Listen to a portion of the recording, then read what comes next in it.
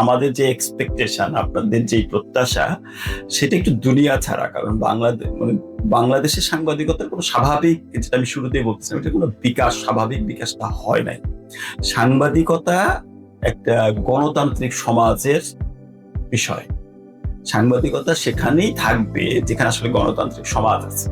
গণতান্ত্রিক সমাজেরও কিছু শর্ত আছে যে গণতান্ত্রিক সমাজ হবে কোথায়। গণতান্ত্রিক সমাজ হইতে হইলে সবার আমরা মুখে বলি এক ভোট। আসলে কি, আসলে হচ্ছে যে সবার একটা মোরাল পজিশন নেওয়ার রাইট আছে বা ক্যাপাসিটি আছে, সামর্থ্য আছে। মানুষের যারা আছে তারা একটা পজিশন সে নিতে পারে।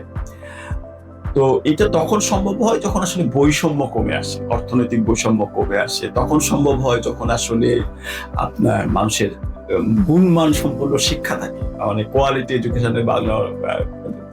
তো দেখেন, প্রথমত আর্থিক অবস্থা, তারপর তার গুণমান সম্পন্ন শিক্ষা। হয়তো গুণমান সম্পন্ন শিক্ষা হইলে আর্থিক অবস্থা হয়তো হয়, তারপর বৈষম্য কমাতে পারা, এবং তারপরে হচ্ছে একটা গণতান্ত্রিক আবহ, যেখানে লেখাপড়া হলে বৈষম্য কমে আসলে, আর্থিক বৈষম্য কমে আসলে মানুষের মধ্যে একটা সহনশীলতা তৈরি হয় বলে মনে করা হয়। সমালোচনা সহ্য করবার মতো একটা সামর্থ্য, যেটা আসলে গণতান্ত্রিক সমাজেরই ফলাফল। তো একটা বাংলাদেশ রাষ্ট্রটা কি এরকম কিছু, আমাদের হয়তো ইরাদা আছে, ইচ্ছা আছে, আমরা একটা গণতান্ত্রিক রাষ্ট্র তৈরি করতে চাই, মানুষে মানুষে বৈষম্য কমিয়ে আনতে চাই, সবই ঠিক আছে, কিন্তু বাস্তবে কি এমন একটা কি অর্থনীতি আমাদের আছে যে, ধরেন প্রথম আলো আমি জানি না, অনুমান করে বলি যে একটা পত্রিকা করতে তার 40 টাকা খরচ হয়। একটা তার বেতন ভাতা চটটা দিয়ে তার প্রোডাকশন কস্ট, উৎপাদন মূল্য একটা পত্রিকার 40 টাকা, কিন্তু সে আপনাকে দিচ্ছে 10 টাকা করে। তার মানে 30 টাকা সে কোত্থেকে দিচ্ছে? মানে আপনি কি 40 টাকার পত্রিকার 50 টাকা দিয়ে কিনতে পারতেন? তার তো এটা একটু কি বলে যে কস্ট অফ মানি। আমি যদি মনে করি যে না, তারা নন প্রফিটই হলো, কিন্তু কস্ট অফ মানিও যদি তুলে নিয়ে আসতে হয়, তাহলে এইটা আপনার 45 টাকা দিয়ে বিক্রি করার কথা, বা এরকম একটা যে 10% ইন্টারেস্ট রেট নিয়ে এসে ধরলো। বেতন ভাতা বৃদ্ধি আছে সাংবাদিকদের, নানা কেস। কিন্তু এটা কি আমাদের দেশের মানুষ কিনবার সামর্থ্য রাখে? সুতরাং মানুষের অর্থনৈতিক সামর্থ্য তথ্য কিনবার, মানে তথ্য আপনি সেই মানেরই পাবেন যে মানে আসলে আপনি অর্থ ব্যয় করবেন। সাংবাদিকতা সেই মানেরই আপনি পাবেন যেই মানের জন্য যা আপনি বিনিয়োগ করবেন। তা আমাদের মানুষের কিরকম আর্থিক সামর্থ্য আছে? দেখেন, আমাদের আর্থিক সামর্থ্য নাই, আমাদের গুণমান সম্মত মানে ক্রয় ক্ষমতা নাই, আমাদের গুণমান সম্মত শিক্ষা নাই, আমাদের যে গণতান্ত্রিক পরিবেশ, যে সহনশীলতা, সেইটা নাই। তো গণতন্ত্র ওইভাবে তৈরি হয় নাই। তো সেইখানে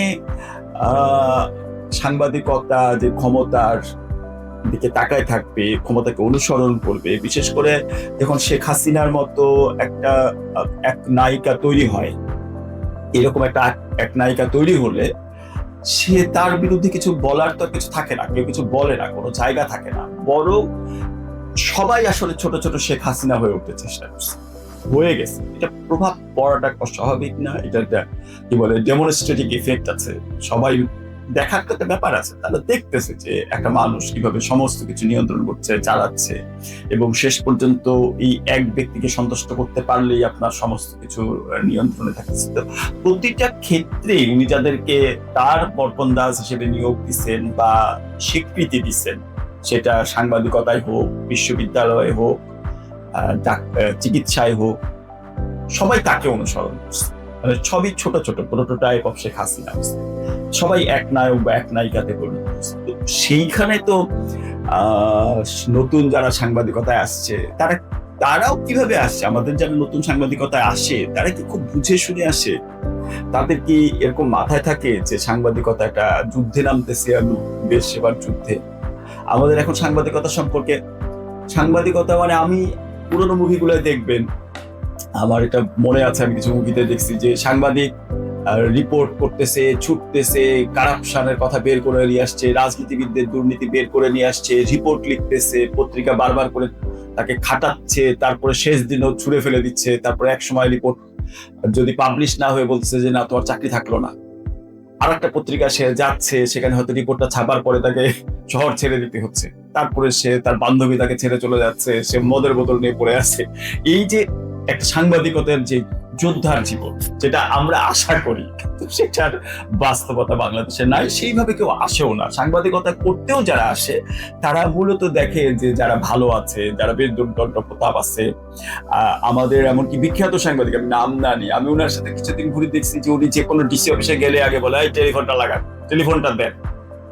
টেলিফোনটা নিয়ে অনেক সেই NWD আমলে উনি একের পর এক টেলিফোন, ওয়াইফের সাথে কথা বলতেন, যে কি খাইছেন, কোথায় আছেন, বান্ধবীদের সাথে কথা বলতেন। ডিসি সাহেবের সামনে বসে আমি দেখছি, আমি কয়েকটা সিন দেখার পরে কি দুর্দণ্ড প্রতাপশালী সাংবাদিক। তো এই তো ছিল, এগুলো দেখেই আমরা প্রলুব্ধ হয়েছি সাংবাদিকতা করা।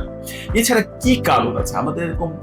কে সাংবাদিক আছে যে যোদ্ধা, যোদ্ধা এবং সমাজের অ্যাকনোলেজমেন্ট খুবই গুরুত্বপূর্ণ বিষয়। তাকে সমাজ স্বীকৃতি দিচ্ছে, তাকে সমাজ নানাভাবে সম্মানিত করতেছে, পুরস্কৃত করতেছে। মৃত্যুর আগে আমরা নির্মল সেনের অবস্থা দেখছি কি করুন। সুতরাং এই মানে সমাজের একটা ব্যাপার আছে, আপনি কি সাংবাদিকতা দেখবেন না দেখবেন, সাংবাদিকরা কেমন হবে, সমাজের একটা বড় ভূমিকা আছে। অনেক বেশি আমি হাজির হয়ে যাব খবরের খেরোখাতার ছোট ছোট সেগমেন্ট নিয়ে।